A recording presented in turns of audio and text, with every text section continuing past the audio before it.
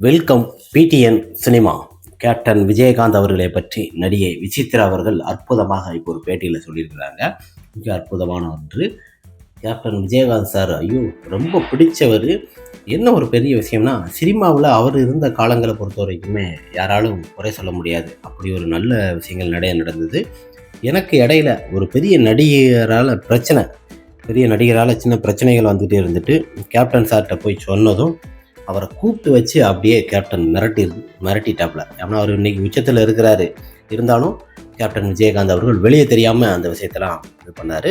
திரைப்படங்களில் நடிப்பது இருந்தாலும் ஒரு கண்ணியமாக நடக்கக்கூடியவர் கேப்டன் விஜயகாந்த் சார். பல நடிகர்கள் இருக்கலாம், பல பேர் இருந்தாலும் பெண்கள்கிட்ட எப்படி நடக்கணும் அப்படி நடக்கக்கூடியவர். நடிகர் சங்கம் அந்த காலகட்டம் என்பது ஒரு எதிர்பார்த்த அளவுக்கு எல்லாருக்கும் உதவி பண்ணுவார்.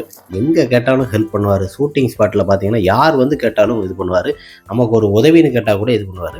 அவர் நிறைய திரைப்படத்தில் நடிச்சிருக்கிறேன். மிக ஒரு அருமையான ஒரு மனிதர். அதனால் எனக்கு ரொம்ப அவரை பிடிக்கும்.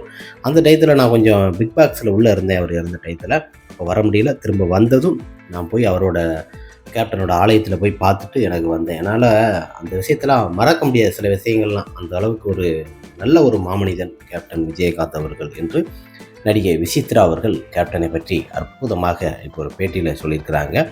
தமிழன் என்று சொல்லடா, தலை நிமிர்ந்து வாழடா என்று கேப்டன் புகழ் என்றும் ஓங்குக.